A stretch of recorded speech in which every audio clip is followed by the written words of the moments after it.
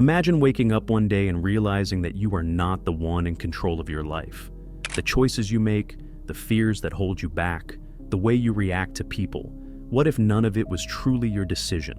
According to Carl Jung, deep within you, there exists a hidden force. A force that operates in the shadows, shaping your thoughts, actions, and even your identity, without you even realizing it. Jung called it the shadow self. It's the part of you that you suppress, the thoughts you deny, the emotions you pretend don't exist. But here's the catch. Just because you ignore it does not mean it disappears. In fact, the less you acknowledge it, the more power it has over you. Jung once said, "Until you make the unconscious conscious, it will direct your life and you will call it fate." So, the real question is, are you truly in control, or is your shadow self pulling the strings? By the end of this video, you'll not only understand what the shadow self is, but also learn how to confront it before it consumes you completely. Have you ever reacted to something and later wondered, why did I do that? Maybe you got irrationally angry at someone, felt sudden jealousy, or sabotaged a good opportunity without knowing why. Carl Jung believed that these unconscious reactions come from your shadow self, the hidden part of your mind that holds everything you have been conditioned to ignore. He once said, "Until you make the unconscious conscious, it will direct your life and you will call it fate." But what does that really mean? The shadow self is made up of all the emotions, desires, and thoughts that society, family, or even you have rejected. As a child, maybe you were told, "Don't be selfish. Nice people don't get angry. You should not want too much." So, what did you do? You pushed those feelings down. You pretended they did not exist. But here is the problem.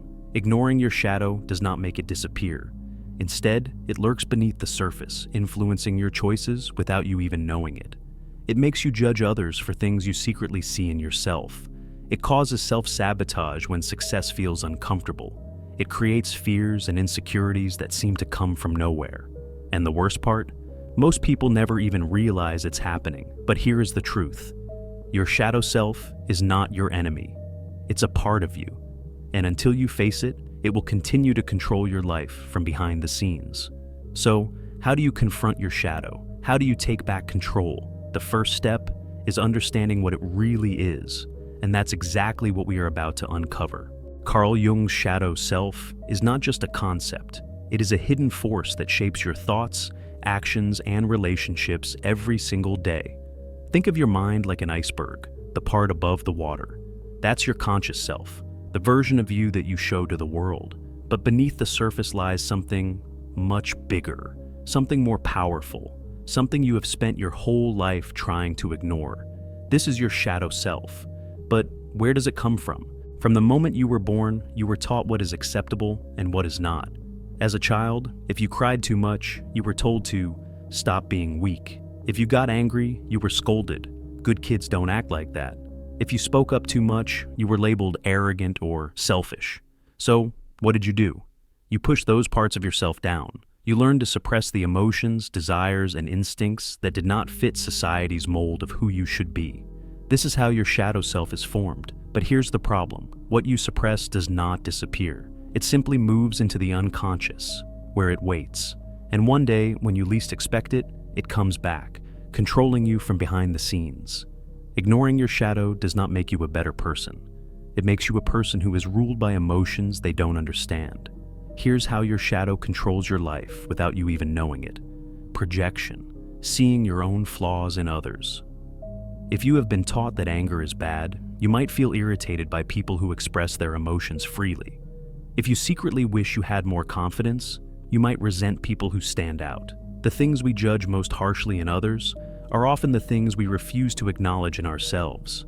Self-sabotage, blocking your own success. Have you ever gotten a great opportunity and then suddenly found a way to mess it up? Have you ever rejected love, even though it's what you wanted? Have you ever procrastinated on something important, even when you knew it was hurting you? This is your shadow keeping you trapped. Uncontrollable emotional reactions. Ever snapped at someone over something small? Ever felt irrationally jealous? Ever had a deep fear of failure, even when things were going well? That's not just your personality. That's your shadow taking over. And here's the scariest part. Most people never realize this is happening. This is not just psychology, it has been happening for centuries. Socrates was sentenced to death for simply asking too many questions. His ideas forced people to confront uncomfortable truths about themselves, and instead of facing those truths, they silenced him. Jung believed that the shadow reveals itself in our dreams, fears, and relationships. If you have ever had a recurring nightmare or an unexplained fear, your shadow might be trying to send you a message. Nietzsche warned that the more we suppress our true nature, the more we risk self-destruction. He called this the will to power. The idea that when we deny parts of ourselves, they eventually explode out of us in destructive ways. Your shadow is not evil. It's just a part of you that's been ignored for too long.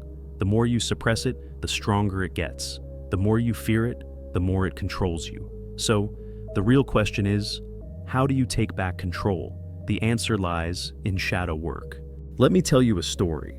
Michael was always known as the nice guy. He was polite, agreeable, and always put others before himself. Whenever conflict arose, he would step back. Whenever someone took credit for his work, he would brush it off. People admired him for his kindness, but what they didn't see was the storm building inside him. Deep down, Michael felt resentment. He felt invisible. He saw people who were selfish and aggressive get ahead in life, while he stayed stuck, always being the one who was overlooked. But he never admitted this to himself. He could not. From a young age, he had been taught that anger was bad, that standing up for yourself was selfish, that being too ambitious was arrogant. So every time he felt frustration, he buried it. Every time he felt jealousy, he pushed it away. Every time he wanted to speak up, he stayed silent. He thought he was being a better person. But in reality, his shadow self was growing stronger. One day, Michael was at work when his boss unfairly blamed him for a mistake. Normally, he would have smiled, nodded, and apologized, just like he always did. But this time, something snapped. Before he even realized what he was doing, he lashed out. "Why do I always get treated like this? I work harder than anyone here, and yet I'm the one who gets blamed. I'm done." The entire office fell silent. His coworkers looked shocked. Even his boss seemed taken aback. Michael was shaking. His heart was racing. He had never spoken like this before. His boss, instead of arguing, simply said, "Where did that come from?" And in that moment, Michael realized this wasn't just about today. This wasn't just about his job. This was years of suppressed emotions finally breaking free. This was his shadow self taking control. That night, Michael couldn't sleep. He replayed the moment over and over in his head. Where did that come from? And then it hit him. This was always there. His anger, his frustration, his desire to be seen, to be heard. He had spent his whole life suppressing it, pretending it didn't exist. But the more he buried it, the stronger it became. And today, it finally exploded. Michael had spent his entire life being controlled by his shadow self without even realizing it. But now, he saw it, and that changed everything. Michael's story is not unique. How many times have you felt an extreme emotion and thought, "Why did I react like that?" How many times have you looked at someone and felt irritated for no reason? How many times have you sabotaged yourself, just when things were going well? This is not random. This is your shadow self pulling the strings, and until you face it, it will keep controlling you. But how do you confront your shadow? How do you stop it from taking over? Now that you understand what the shadow self is and how it silently influences your life, the real question is, how do you take back control? Carl Jung believed that the key to breaking free from unconscious patterns lies in something called shadow work. But here's what most people get wrong. Shadow work isn't about destroying your shadow. It's not about eliminating your fears, anger, or insecurities. Instead, it's about understanding your shadow, integrating it, and transforming it into a source of power. Think of it like this. Your shadow is not a demon to be exorcised. It is an untamed part of you that must be understood. Here's how you can begin shadow work in 3 powerful steps. Have you ever met someone who immediately irritated you for no reason, or reacted way too strongly to something small? Maybe you despise arrogance in others, yet deep down, you crave the confidence to speak your mind. Maybe you can't stand selfish people, but in reality, you were raised to always put others first, even at your own expense. Carl Jung believed that our biggest triggers reveal the parts of ourselves that we have been taught to suppress. This is called projection. Projection happens when we see in others what we refuse to see in ourselves. For example, if someone's ambition annoys you, it may be because you were taught that wanting success is selfish. If you constantly judge others for their laziness, maybe you were raised to always be productive and never allow yourself to rest. If someone's confidence bothers you, it could be because you were told to stay quiet and avoid attention. Here's how you start identifying your triggers. Pay attention to what makes you angry, jealous, or uncomfortable. Instead of judging others, ask yourself, what does this reaction say about me? Notice patterns. Are the people you dislike similar in a certain way? The uncomfortable truth is that the things we hate most in others are often the things we have buried in ourselves. And until you recognize this pattern, your shadow will keep controlling your emotions without you realizing it. Think of your mind as a house. The parts of yourself that you don't want to deal with, you lock them in the basement. You throw away the key, hoping they'll just disappear. But here's the thing. The more you suppress something, the stronger it becomes. And one day, when you least expect it, it will force its way out. This is why shadow journaling is so powerful. It's the process of unlocking that basement and finally facing what you've been avoiding. What is shadow journaling? It's when you write down your raw, unfiltered thoughts, the ones you'd never admit out loud, the ones that scare you, embarrass you, or make you uncomfortable. Here's how to do it. Find a quiet place where no one will see what you write. Ask yourself, what emotions do I suppress? Write down every dark, ugly, and uncomfortable thought that comes up, without censoring yourself. Let yourself feel these emotions instead of pushing them away. You might uncover resentment you've buried for years, jealousy that you've disguised as not caring, fears that secretly influence every decision you make. And here's the truth, your shadow isn't evil. It's just the part of you that was never accepted. And the more you listen to it, acknowledge it, and understand it, the less control it has over you. Most people try to fight their shadow. They say, I need to stop being angry, or I need to get rid of my fears. But Jung taught that true power doesn't come from rejection. It comes from integration. Your shadow isn't your enemy, it's a part of you. And like any abandoned child, all it wants is to be acknowledged. Think of it this way. If you ignore your shadow, it will control you. If you fight your shadow, it will fight back. But if you accept your shadow, you can finally take back your power. How do you integrate your shadow? When an emotion arises, don't suppress it.